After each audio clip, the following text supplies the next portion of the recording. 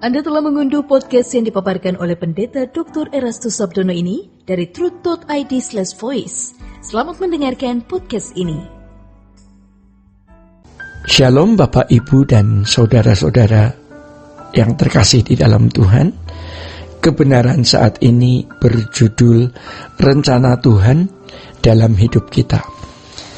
Saudara-saudara, cerita tentang ketidakadilan yang terjadi di sekitar kita tentu tidak asing lagi. Kita sering mendengar, ya.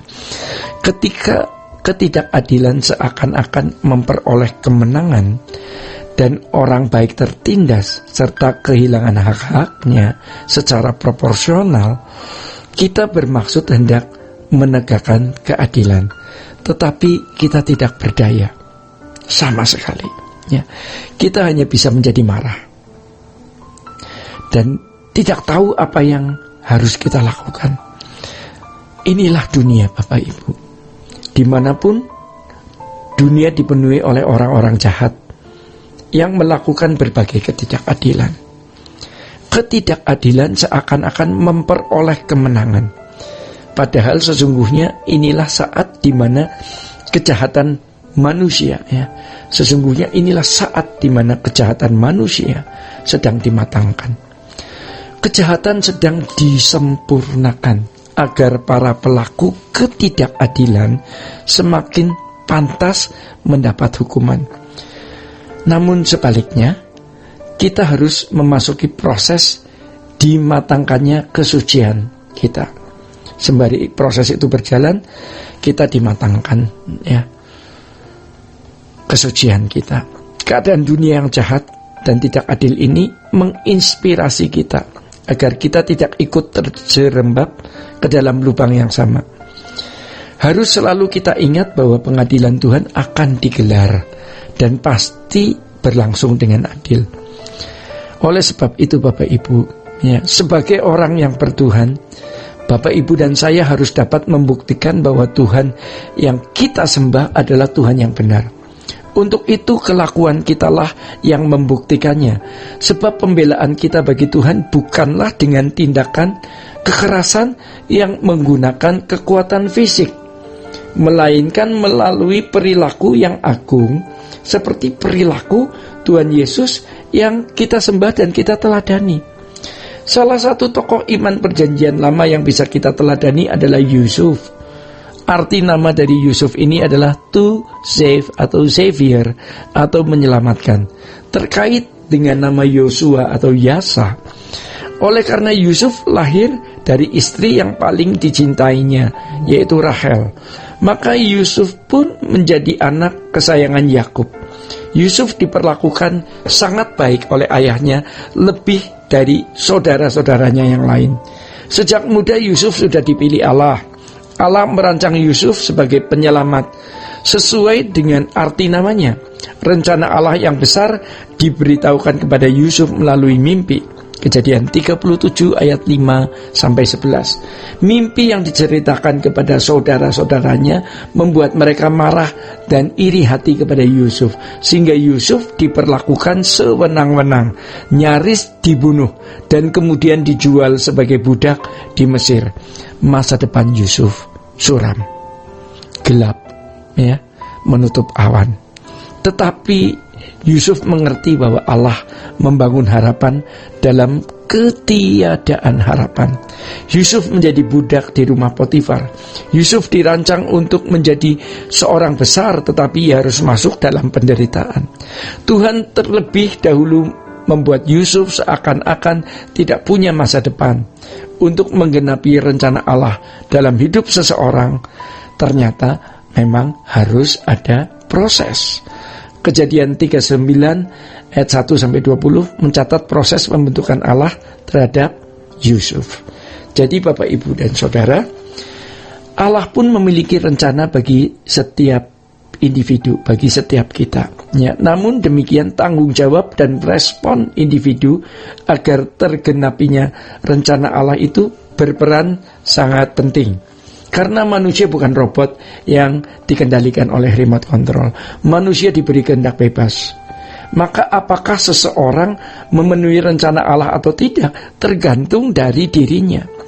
Kalau kita lihat di ujung akhir zaman ini, kita harus berjuang ya untuk kehidupan yang benar-benar berkenan kepada Allah, dan kita harus benar-benar menggenapi rencana Allah.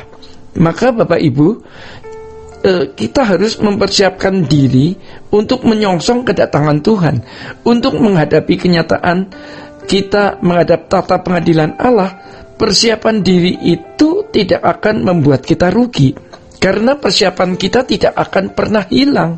Persiapan kita menjadi harta abadi.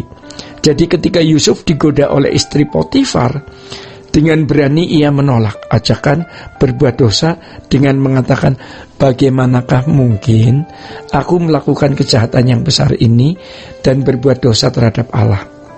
Lihat bagaimana iblis mau menyimpangkan fokus Yusuf yang mau menjadi alat dalam tangan Tuhan.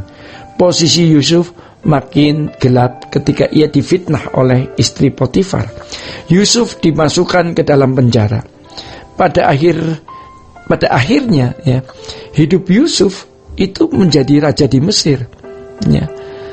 Dari perjalanan hidup Yusuf kita dapat satu pelajaran penting, yaitu ketika kita hidup dalam kesucian dan ketaatan kepada Tuhan ya, walau masa depan kita seolah-olah semakin suram, semakin meredup, semakin gelap, Tuhan pasti akan mewujudkan rencananya dalam hidup kita. Masalahnya adalah kita sering tidak sabar ya, dan kita sering sekali mencari jalan sendiri.